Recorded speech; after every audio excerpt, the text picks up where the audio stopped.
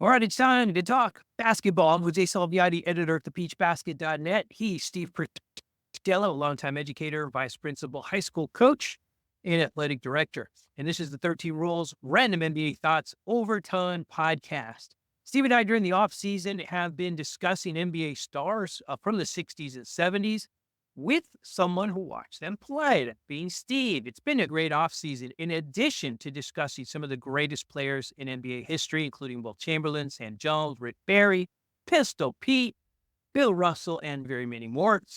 We were fortunate enough to interview a current NBA referee, Scott Foster, and two NBA champions, Kevin Greavy and Tom Henderson. So it's been a really great NBA offseason here at 13 Rules. Today, thanks to the recommendation of Chris, a listener, we are continuing to discuss arguably the greatest rivalry in sports history. In fact, the greatest decade of the greatest rivalry in sports history, the 1980s battles between the two winningest franchises in NBA history, the LA Lakers and the Boston Celtics. So a quick recap to get you to where we are. In the 80s, Magic Johnson started off the decade by leading the Lakers against the Philadelphia 76ers as a rookie to win the NBA championship. In 81, Larry Bird was joined by Kevin McHale and Robert Parrish, to meet the Houston Rockets and win that finals in 6 games. The Lakers returned to the finals in 82, this time led by Pat Riley. In a rematch against the Sixers, the Lakers won in 6. 83, the Sixers traded for Moses Malone. He and Dr. J won the 83 NBA Finals, sweeping the Los Angeles Lakers. Then in 84, finally, we got to see the Lakers versus the Celtics, something every NBA fan wanted. We discussed that in an earlier show. We'll make sure to link that below. And we'll let you see how that turned out. Steve and I reminisced about the 84 Finals then. 85, NBA got a rematch. We discussed that last week.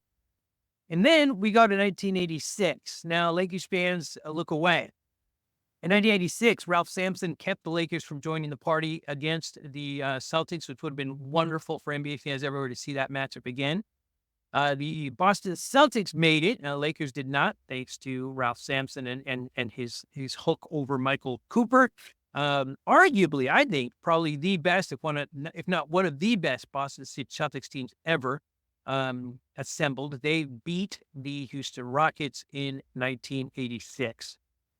Then, in 1987, the Lakers and the Celtics met again. This is the third time in the 80s, third time in the decade that these two teams met.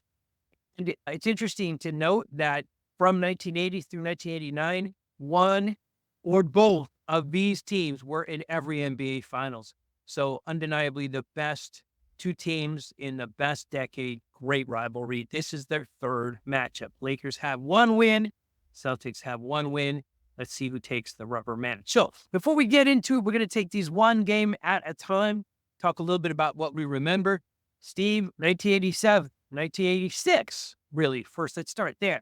In my opinion, that was probably the best Celtics team, one of the best Celtics teams ever assembled. They won it all. Going into 87, team was maybe a little hobbled, not the same team as 86, but you had to have had a lot of excitement about the possibility of winning again in 87 with a really good team. But I know that the Celtics had a rough battle getting to the finals. Tell us what you remember about the 87 finals. Before we get to the finals, we remember the Pistons. Boston played Detroit in the conference finals, and they won it in 7, but that's the series, if you've ever seen the picture of it or the film. When Boston was in Game 5, it was 2-2. Boston was down by a point. Bird missed a shot near the buzzer with 10 seconds left or so. Ball goes out of bounds. It's off Boston. It's Detroit ball on the side. Instead of calling timeout, and Chuck Daly was a great coach, but this was one he and Isaiah messed up. They were going to take it out. Referee hands Isaiah the ball. Bird is working. If you see it again, watch the film.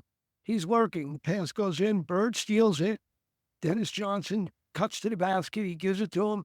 Johnson makes the layup. Boston wins by a point. So they stole that game. And in Game 6, they got blown out back in Detroit. And then when they came home, they won by 3 points in that game. They won by, should have been a few more. But the bottom line was Detroit outscored Boston by 26 in the series. And Detroit you might say, just wasn't ready to win yet because they did everything but win. And I guess all teams, when they win championships in the older days, maybe not today, but they grow year to year. Right. You saw it budding where Detroit would be the best team. Now, take that. And then in March, Kevin McHale had a stress fracture in his foot. He was told it could be like, in fact, I believe he still lives today, but he was told it could be a problem for the rest of your life. He decided why. So they were down there. Then one more piece, Bill Walton, who was a great sixth man in '86. He only played a few games that year. And in the playoffs, in the finals, I believe he came in against the Lakers, played for a couple of minutes, but his legs weren't right, and they took him out. And that was the end of Bill Walton. So it wasn't the same team, plus they were a year older. It wasn't the same team. Boston was forced to, and I'm just going to read some numbers. Bird played 42 minutes a game. Dennis Johnson played over 40. Danny Ainge, who's like the junior member of the law firm, he only played 39 minutes. And McHale played 38 and they hit on that stress fracture. So they were like, and then what's interesting is Greg Kite, we'll talk about in game 3, but he was a hero. He came in and played 20 minutes. Over the series, he was the only guy on the bench that averaged more than 10 minutes in a game. And that's because of that 20 minutes in that stretch. So that gives you like a rough idea. They were going in with five guys, basically, and they just weren't. And you could see now that would be the last hurrah. Right. It will get a little bit worse each year. You and I talked about this rivalry in detail. I feel like I know so much more about the Celtics now than I ever did before. Do you, and forgive me for going off script here, but something you said there just got me thinking. 1969 Boston Celtics, they were near the end. This was not a team that was supposed to win, but they came up and won it. Was that kind of the same thing, the same thought process you had for this 87 team? This was a team near the end. If they would have won it, it would have been on par with, and I'm giving away what happened. Well, The 60 Celtics did. You've said, after seeing the Detroit series and knowing they're on fumes, Yeah. well, you're seeing it, you've said, okay, and after game 3, game 4 was the whole series. And if they would have won that game, you thought, yeah, but when they lost that game, you knew it's done. And Boston would win game 5 because the Lakers didn't care. They were going back to LA. What happened in 2008?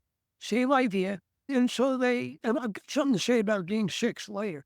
But you knew at that point it was done. You're always thinking, wait a minute, they made that steal in that game to steal the Detroit Steelers series. All these things went on.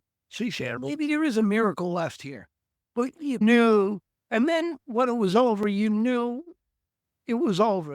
In '69, to do the parallel, Russell didn't retire until August. So they win the championship, and back then it was over in May. June and July, he wasn't going. Nobody knew. I think his teammates knew, but nobody at Auerbach knew.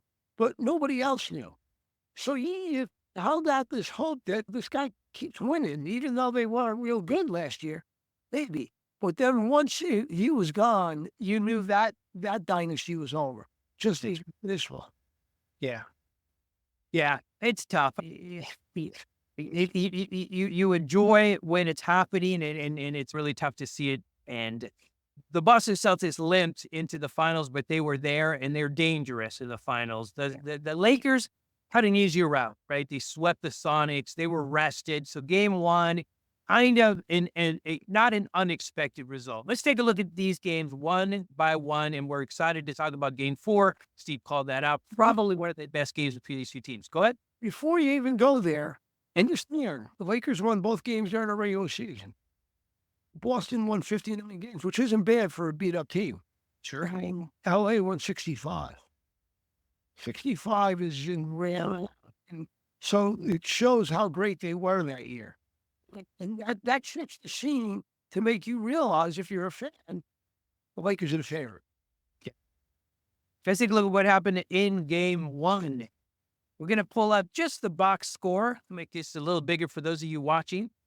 And for those not, we will share. This is the box score from the game. Game 1, you can see here, and Steve just called this out. Look at the minutes played. And think about that as it relates to today's game. Larry Bird, 42 minutes. DJ, 34. Danny Ainge, 32. Very little contribution off the bench. You see that Bird came out big with 32 points. The bench didn't contribute much.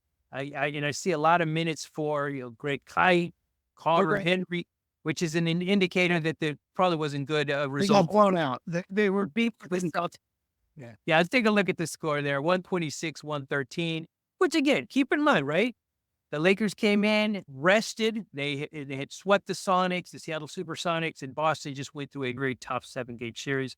Let's take a look at the numbers for the Lakers. They were led by James Worthy with 33 points. Look at what Magic did, 29, 13, and 8. And we're going to see a lot of those kind of numbers from Magic. Just a really good overall balance between the Los Angeles Lakers. And also a lot of minutes played, which is not unusual when you get to the finals to see this many minutes. Mike Swanson was picked up there in the year.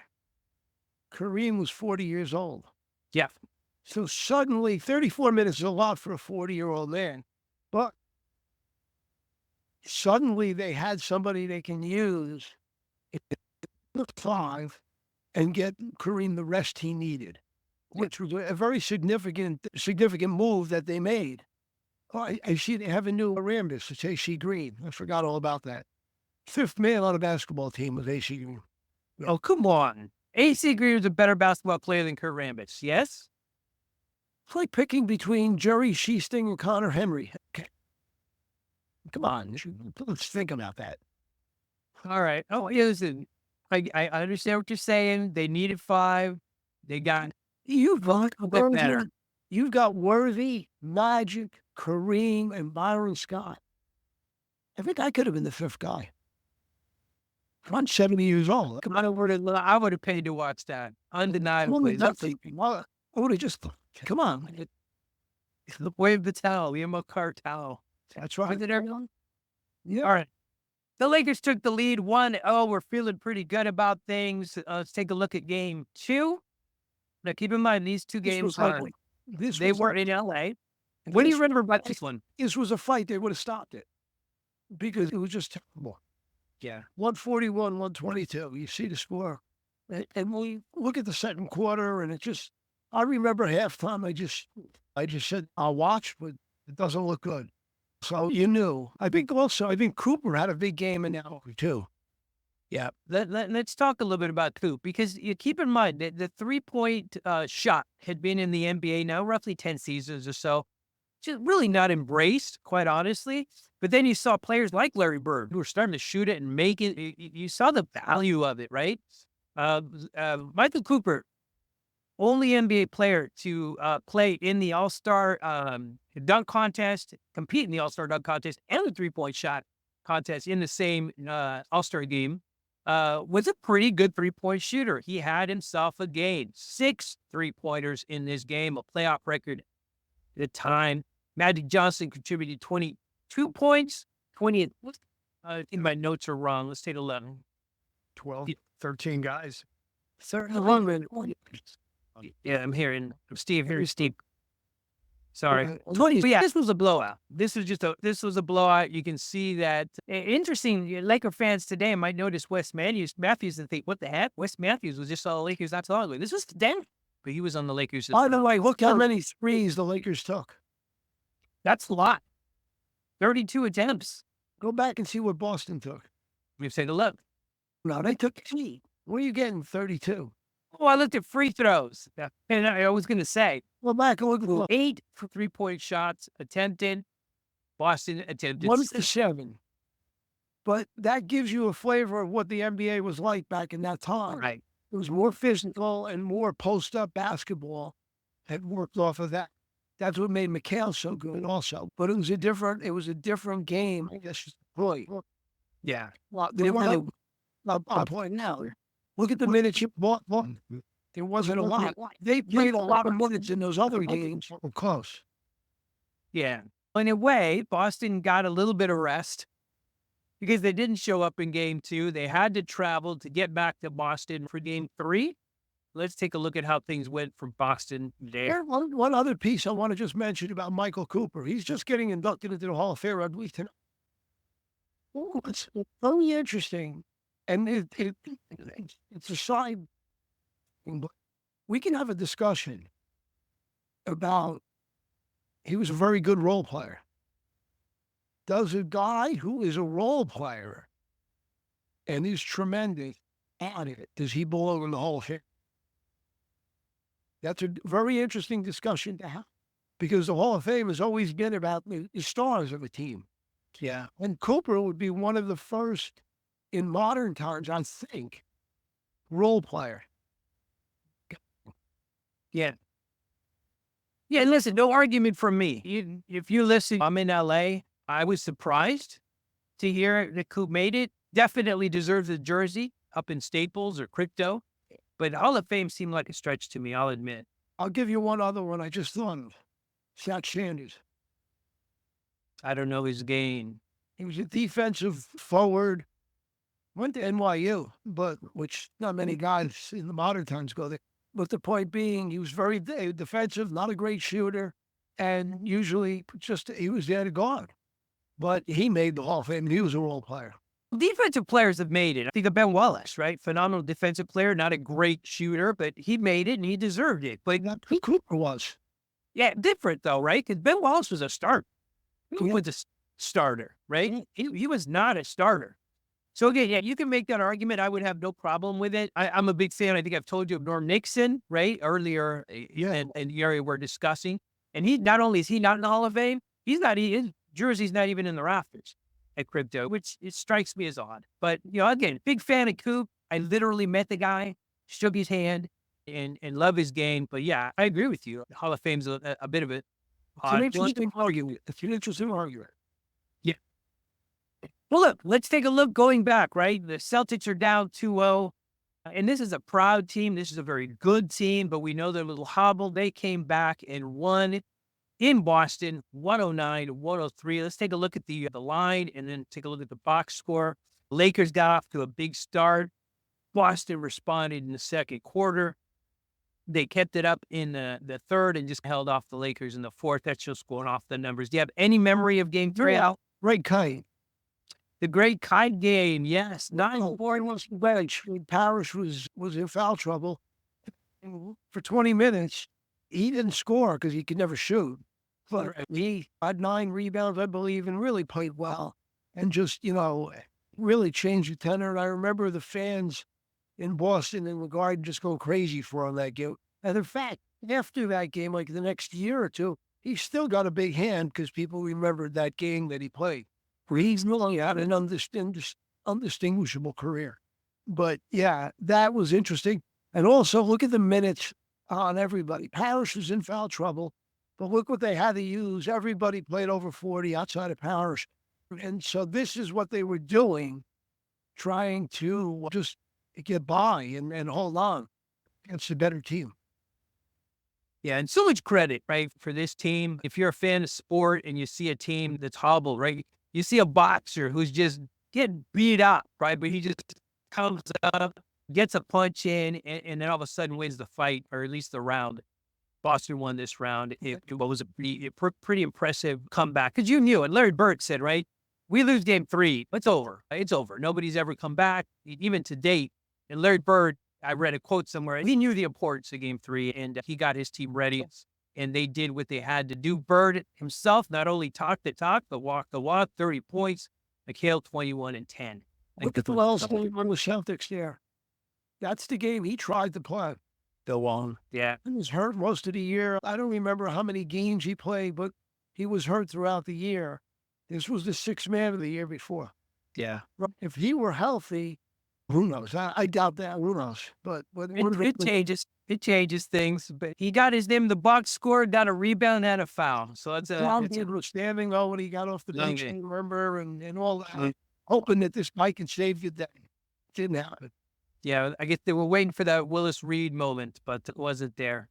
But game 3, clearly important. Boston responded. Good for them. Now we go to game 4, probably arguably one of the greatest games between two of the greatest teams. A lot of good finish was a good game. And it's a good game because it was back and forth. You didn't know who was going to win until the final seconds. And that's what you love. That's why I love the game of basketball. Let's take a look at the box. Hold on a second. Quarter by quarter. There's the score. Again, we're not giving anything away. Am I still on? Yes. Hold on just a second. Yeah, I'm glad I am, but I lost the screen. So those of you watching, this is live. So, stuff happens. There we go. All right. Sorry. Thank you. Okay. Yeah, there's the final, but we'll get to this. There's so much more to this than just the numbers. But let's take a look at this, right? 29-22 to start the game in the first quarter. So Boston, again, let's use that analogy, right? They're punching back. They got that win in game 3. They kept it up, extended the lead going into half. Lakers responded in the third and had a big fourth quarter. Now, in that fourth quarter, it was tied. There were lead changes. It was an incredible game. Now, we're going to go to the box score in just a minute, but I do want to share with Steve, with apologies, this video here. This is the last 30 seconds of that game. And we're just going to go ahead and talk through it, okay? And Steve, you let me know if this is a little bit too loud. Now, Kareem, you just see, put down this dunk over DJ, if I remember right, to give the Lakers a 104-103 lead. 29 seconds, Boston's got the ball. Let me make this full screen, and let's take a look at this. And again, let me know if it's too loud. That's cram shot. Poor defense. Look in here. It's a great announcer there. All right. Hey, I got to stop it right there. And I think Tommy Heisen, in a little bit, I'll roll the tape here again, and we can see that James Worthy was just on Bird. You knew the ball was going to Larry Bird. Was on him, grabbing his jersey, let go to go guard Danny Ainge, who made the right pass. Today's game, you do not walk away from a quarter 3-point shooter like Bird. If you go back on that, you watch they double Johnson. And that means they had to rotate. Okay. Hey, I went a little too far back. Let me see. 25 seconds. Okay, Johnson's got the ball. This is this dunking. 40-year-old Kareem, by the way. Yeah, but obviously with Dennis Johnson there, they must have set some sort of screen. Okay, watch this now. Johnson's got the ball. See how Cooper punches in, and that you see that I got to rotate. There's 2 against 3 guys. Now, to me, I would have stayed out on Bird and left the Ainge with the ball out there. 100%. Once you do that, but you see what Boston did, and in today's game it wouldn't go to spacing where Bird was next to McHale. But all Bird was doing was showing the threat that he can come off a screen going to the middle, and that took away. And then when he popped out, there's nothing there. And you can't leave McHale on that. So look at the spacing. Today's game, that would never go because everybody's 15 feet.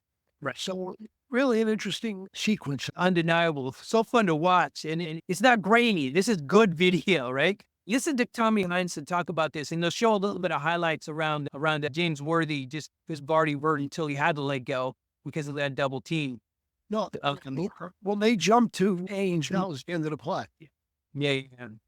And if I remember right, I thought it was over right there. 100%. Yeah, again, 106, 104. Yeah, the best you could hope for, I think, if you're the Lakers at this point, is overtime, really. First, look at this. Look at James Worthy just grabbing his jersey. He should have never left. Wide open. What's interesting about this, there's another thing, too, and I'll mention it now.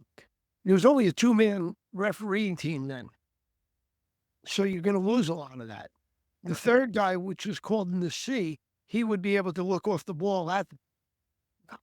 Earl Strom was one of the refs, Hall of Famer, great referee. When the game was over, when Boston lost, Auerbach chased it. Word was that Auerbach chased him back into the locker room, his locker room, yelling, and they were back and forth at each other. And Strom is one of the greatest refs ever. But that was a little sidelight. That tells you a little bit about Red Auerbach. Yeah. Undeniable.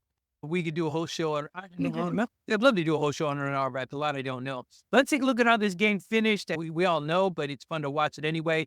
Again, Lakers down 2, 12 seconds to go on the road. Big game 4. Loop or inbounding the ball. Okay, so he made one. Okay, missed the second. Off on the Celtics. Lakers have got the ball. Not right there. That would have got the field 10. That would have, yeah, because that's an interesting play. I didn't realize how could have been.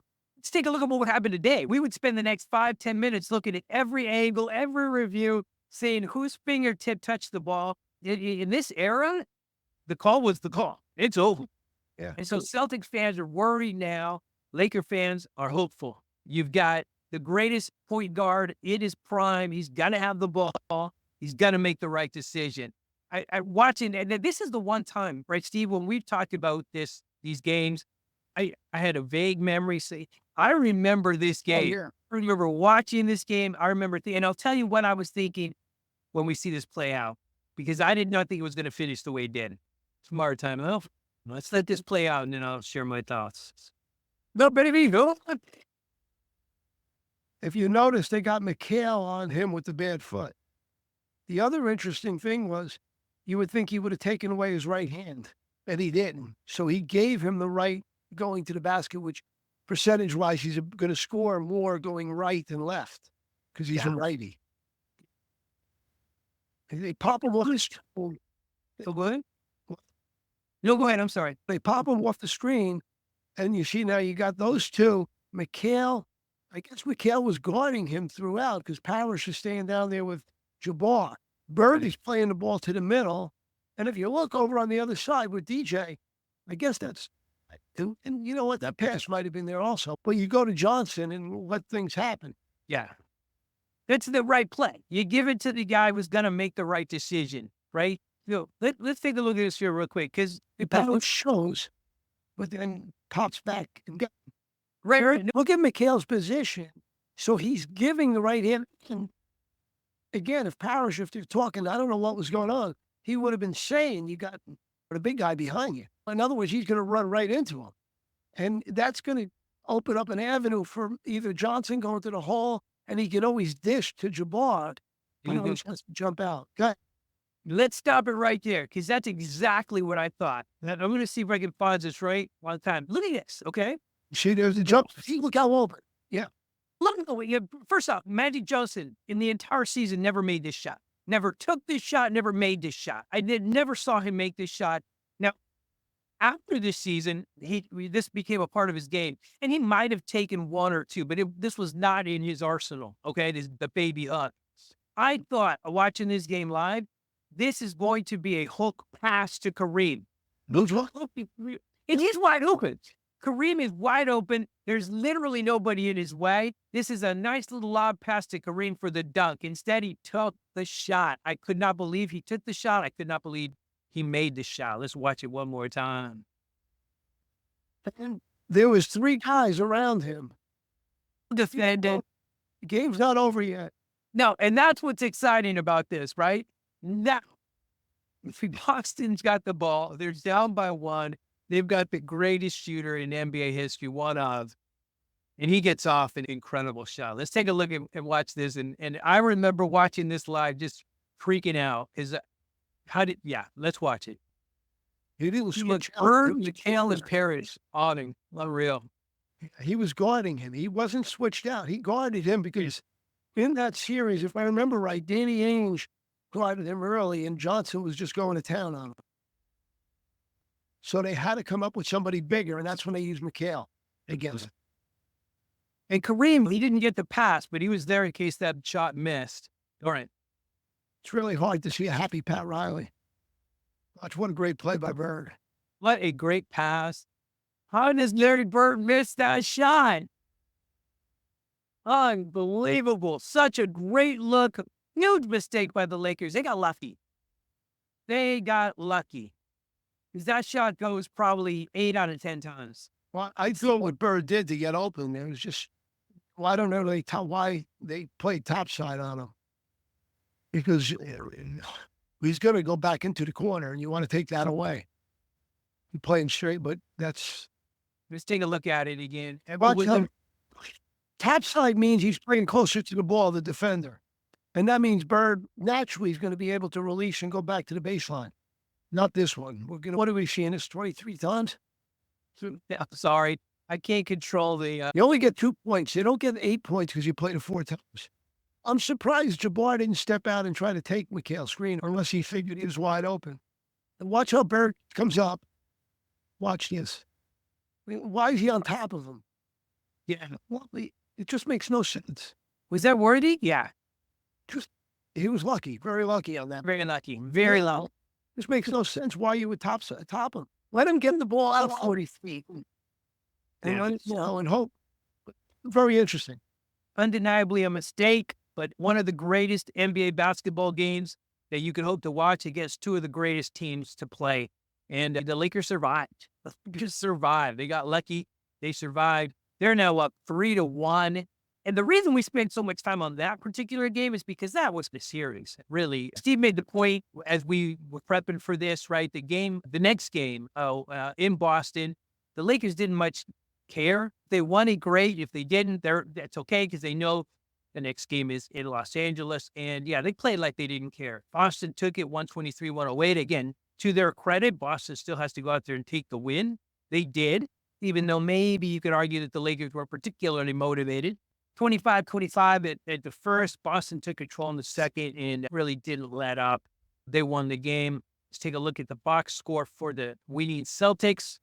Just look at that. Look at their starters. Every single starter had point. Chief. The Chief had foul trouble. He sure did, but he still contributed 21. It's interesting. Also, he had 5 fouls on that. Yeah. What? Oh, this is game 5. I'm sorry. Yeah, it's a game 5. Sorry, I'm thinking of something else. But yeah, so it was, was a nice win, but it didn't mean it because they're going back to LA for 2 games, and the odds of winning were slim and none. Bill Walton did play in that game. Yeah, I see that too. I noticed that too, and contributed on a couple points. Yes, 2 million. Yeah. At that point now, the Lakers are up 3-2. They've got 2 games in LA. And yeah, what was expected to happen here, if you're an LA fan, happened. Lakers won 106-93. This was an interesting game because at halftime, Boston was winning. Mm-hmm. And I thought to myself, okay, and the crowd was out of it. Everything was. But I thought if they can keep this, maybe they can steal this. But in the third quarter, I don't even remember what happened, but the Lakers got a turnover and got a layup and maybe another quick basket. And all of a sudden the crowd was alive and you could just feel the avalanche. And they crushed him. I'm looking at it. It was 30-12 in the third quarter. It tells you everything. Yeah. That was the end. And that was it. That was the gut punch that ended this Celtics dynasty. And it was a dynasty in the 80s. It was one of those really cool dual dynasties. If the Lakers had a dynasty, the Celtics had a dynasty. Magic Johnson won the MVP. Go ahead, sir. One of the shames of this was if the Lakers got hot in the mid to late fourth quarter like that, I don't know if the crowd would have taken because most of them would have been on the freeway. So the fact that it happened in the third quarter was a big thing. They could have held them off for another 10, 15 minutes. They might have done it because they're the Laker fans to the end of the games. They didn't. And we talked about this, right? It's one of the things Magic Johnson got on LA fans specifically when he got here. I can tell you definitively, by 87, Laker fans would have stayed. Everything changed. But listen, there was an inevitability about this, right? We knew if the Lakers didn't win this game, they were going to win Game 7. Although Game 7 would have been scary. But credit, again, to the Celtics for hanging tough. This was an old team, a hobbled team. They didn't have their 6th man of the year, but for a couple of minutes. And they played great. This was 2 great teams at their peak going at each other.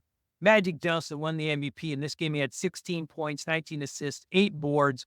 And Larry Bird called him the best player that he had ever seen. One of the coolest things for me watching this series growing up is watching the relationship between Bird and Magic. I know it's silly, but watching them appreciate each other now as they're older is cool.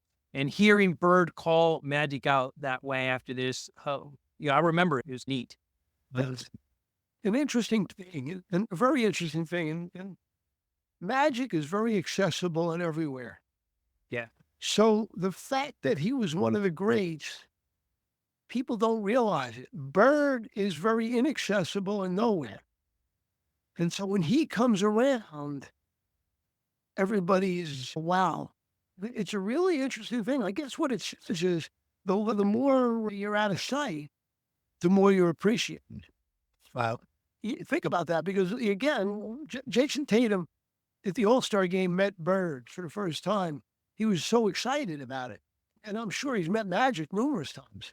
And it's really, I think, because Magic is just as great, close to as great as Bird. It's interesting. Yeah. No, undeniable. In having two of the greats appreciate each other as a fan is cool. But it's it. That was the last time these two met in the 80s. The 90s were rebuilding season for, or decade really, for both of the teams. And they came back together a couple of times in the 2000s. Maybe we'll save that for another time. But that's it, man. That is our overview of the 1987 NBA Finals from a couple of people who watched it live. I had a great time reliving one of the greatest eras in NBA history. But that's it. Offseason is effectively over. We know that NBA preseason is on. This is 13 Rules, NBA Random Thoughts. So starting next week, we're going to shift back to Steve's great NBA Random Thoughts articles, and we'll be discussing those moving forward. But we learned a lot during this offseason. We learned that there's some great historical games that we hope you enjoyed listening to as we reminisce. And we also learned that there's some great players from the 60s and the 70s that are still around, and we talk to them. And there's great value in talking to these guys like Kevin Greavy, like Tom Henderson, and there's others like that. And our hope is to expand what we do here at 13 Rules and bring those guys on and talk a little bit basketball from one of the greatest eras in NBA history. But that's all for today.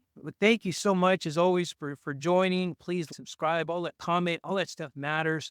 Next week on 13 Rules NBA Random Thoughts, we will discuss Steve's NBA Random Thoughts in preparation for the 2024-25 NBA season. We'll talk then, Steve. Thanks.